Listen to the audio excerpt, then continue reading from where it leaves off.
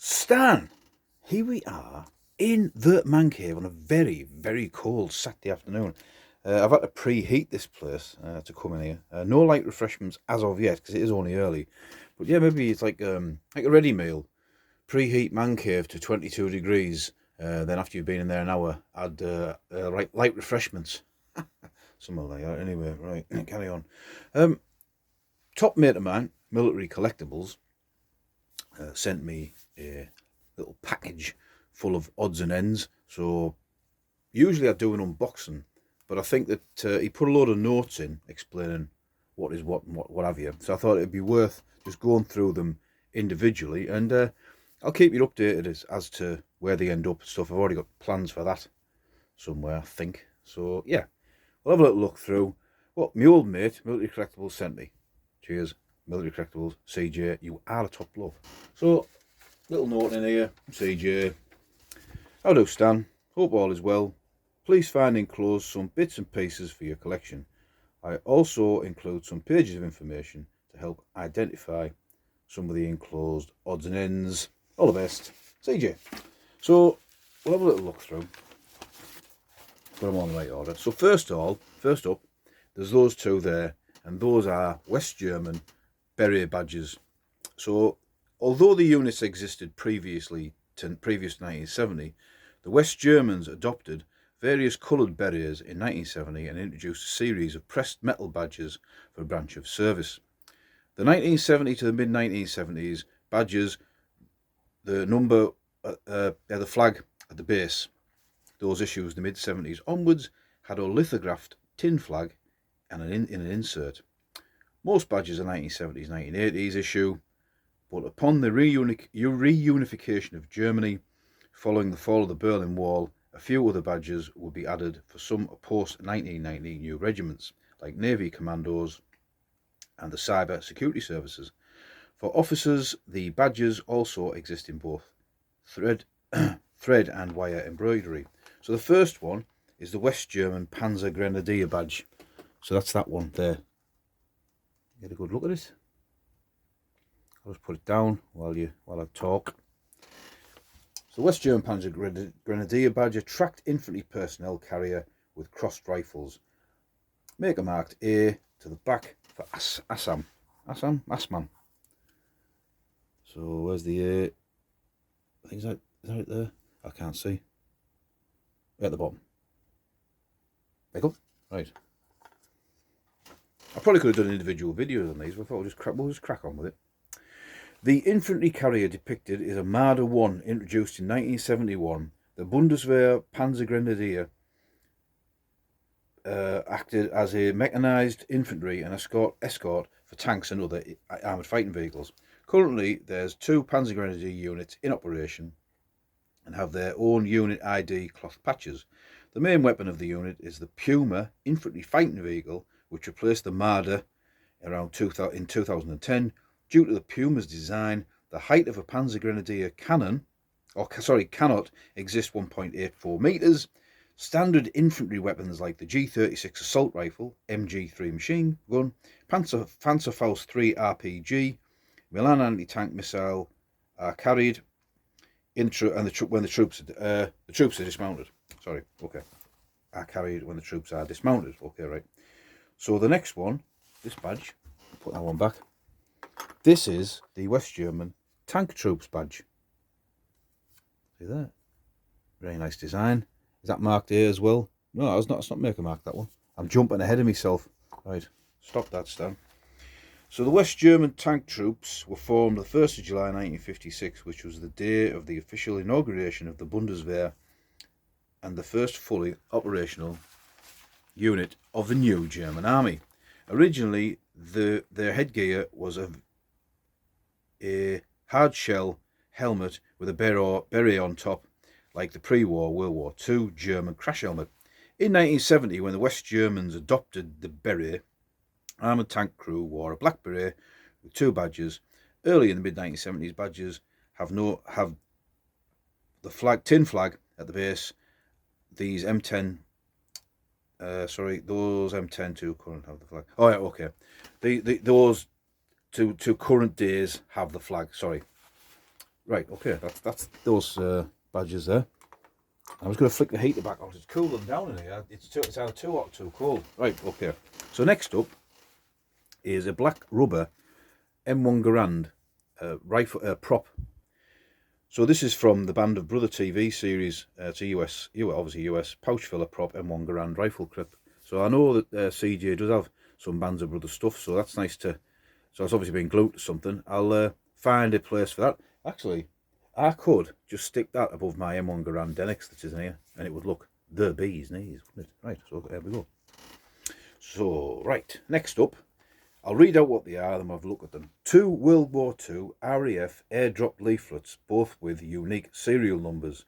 The orange colour one is SMA/15. So let's have a look, see. Orange coloured one, so that's that one. That's that one, isn't it? SMA15. Yep, there we go. So that's that one, the top one there we're looking at.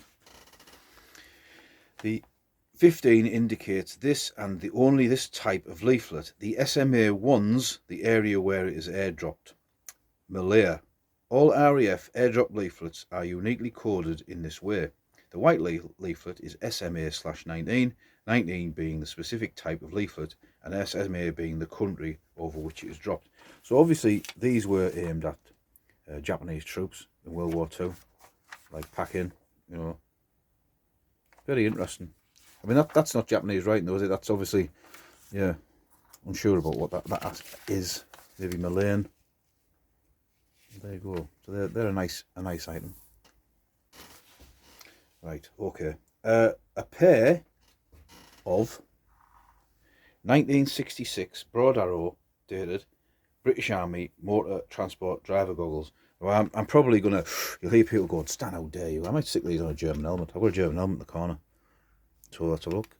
See the date there. 1966, it's upside down. It's STAD, STAD, 1966, and the broad arrow mark. They're very nice. Very nice indeed. Rubber's in sort of pretty good nick for their age. Next up, a pair of World War II British binoculars, unknown make, details being erased when surplus, and also I think these are Bino prismatic. Number 2s probably. Oh, yeah, aren't you the binocular expert, Stan? No, I'm just a fool. But these probably would have had a graticule in, and they haven't now. It's all been scratched off there. It's really been scratched off there. The good news is, I've had a look through them in daylight, and they are collimated, which is always a bonus. They focus okay, it's slack, you know, not too bad. But I reckon, get in there with my little screwdrivers, I'll be able to clean these up so they work. So that, you know, they're usable, definitely. Get a bit of a leather or canvas neck strap on, and they'll be good to go. So that's excellent, they're really nice. I do like a binocular, as we all know, binocular pervert that I am. So, safe British 5.56 cases, 1990s dates from the SA-80 individual weapon. So there we go. And inert ordnance. In fact, there's like all military. There we go.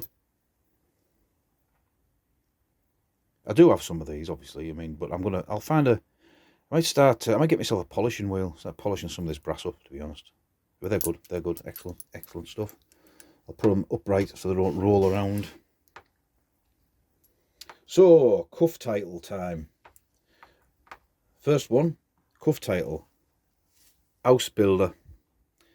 West German Ausbilder, Civil Defence, Fire Helper. That's that one. The next one is Zivil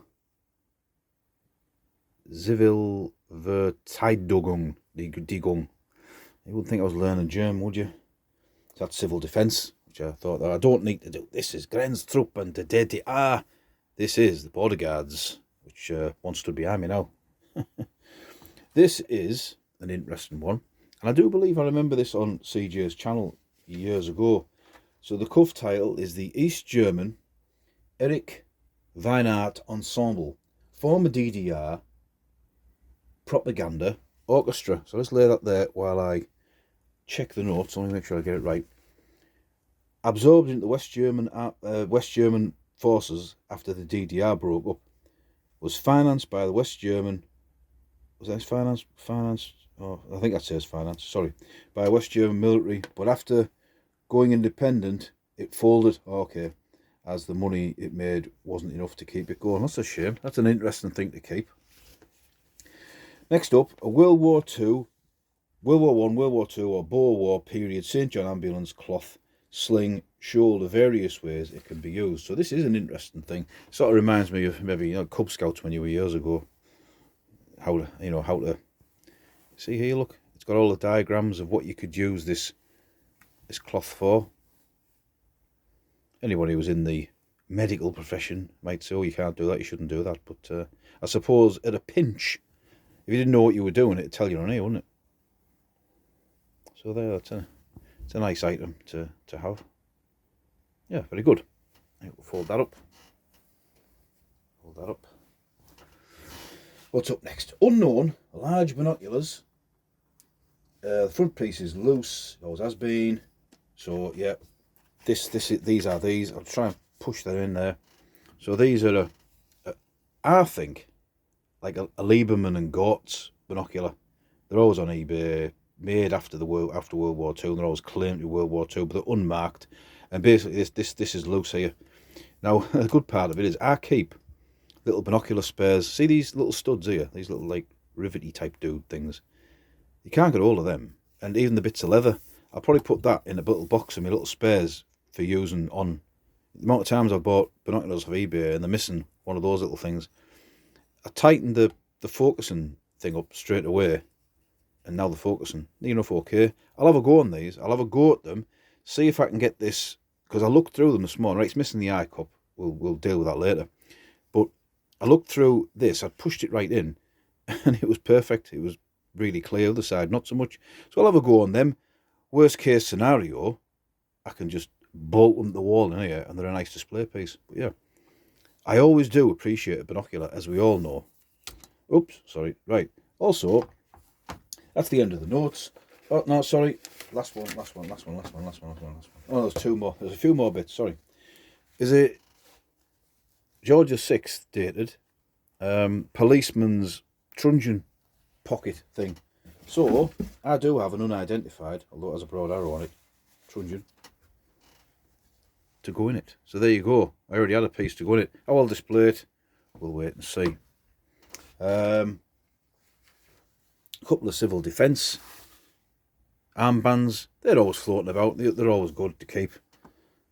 So civil defence welfare, civil defence warden. Obviously, if you don't know, if you're not from the UK or you're a bit younger, maybe you haven't looked into it. I mean, it's before my time. Civil defence in this country was stood down in the late 60s, and since the Cold War's finished, we've got rid of all our early, not our early warning, the Observer Corps people there was bunkers all over the place, and they would sort of monitor the nuclear attacks, and all this has been stood down and taken away. I think in this country now, the way the world is, I think we'd benefit from some sort of civil defence organisation which, in a pinch, could help out first aid wise, maybe even firefighting, something along them lines. A non-military organisation, obviously, but where people can use their skills to help out in the case of not just a war, in case of flood, things like that. They have one in Australia called the SES, State Emergency Services, and I know for a fact that if there was something like that in this country, I'd probably join up. I think I'll have a go. Why not put something back into the community? That's just my opinion. A little box, sterilising outfit for use with water bottles. Now I think if it's not World War II, it's certainly of that period. It's certainly old. And you got the instructions on the inside. Little tin boxes I always find very very useful on display. A couple of other little items here. Souvenir of the Great War, photographs, etc. When you meet the Americans, so a bit of advice for. Oh, it's for those members of the NAFI, so the English soldiers sort of canteen place, isn't it? I think I can't remember the exact description. And it's giving you Americanisms against British isms, and also going back to the civil defence thing, advising the household on protection against nuclear attack. Never seen one of these before. I'll have to have a read through this. It's probably quite frightening, really, because if in my hometown, one of these goes off every 10 o'clock every Tuesday morning. Chemical works, not that there's many of them left, and it's quite an eerie sound. And basically, I think if there's a nuclear attack, we're screwed. That'll be about it. I'll do this one before I rattle off. He sent me this, and it is a trench art, British homemade, like a sort of dagger made out of. I'm presuming if it's shrapnel, it is shrapnel off a shell. I'm presuming it'd be German, wouldn't it? If it's a British trench art thing. So a very pointy piece of business, and it has had some sort of way, like a way of forging, for your hand to go around it.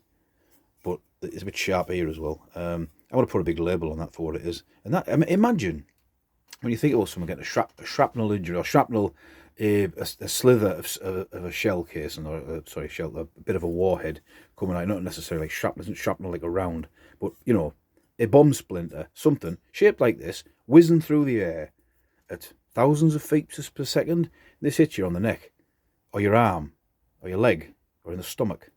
I mean, that is going to create more damage than a bullet, a round fired from a weapon, I would think. Yeah, frightening piece of equipment. Well, this will go in the display. And finally, before we sign off, he sent me this.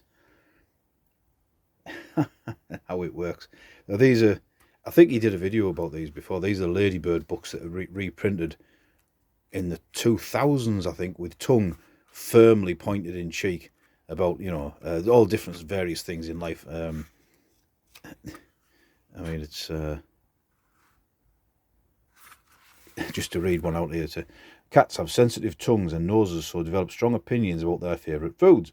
It's a good idea to buy a lot of your cat's favourite food, and that way you will have something to throw away when he or she changes her mind.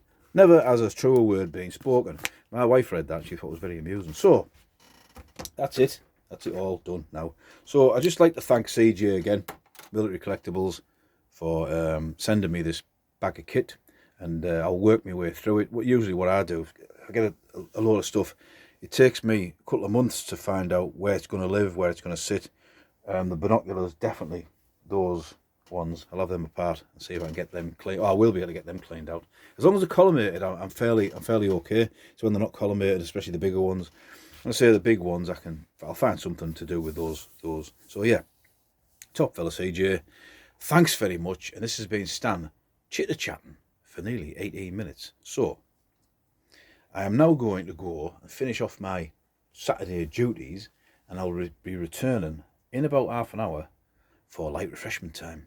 And we always like light refreshment. Oh yes, in other news, not that it really matters to you, I've got an old, I've had in here under this cabinet, an old fridge from when we first moved in, a small one, and I've just been given, because it started playing up, so I haven't had it on for a while. I've been given a brand new proper beer fridge, so you can see in it, not beer, light refreshment fridge, so you can see in it, it's all lit up. So that's my next project in here, but I've got to take this cabinet apart because it's a different size and shape. So that'll be probably when the weather gets a bit better. So yeah, so that's Stan talking for nearly 19 minutes now. So I'm going to sign off, and I will, of course, see you later.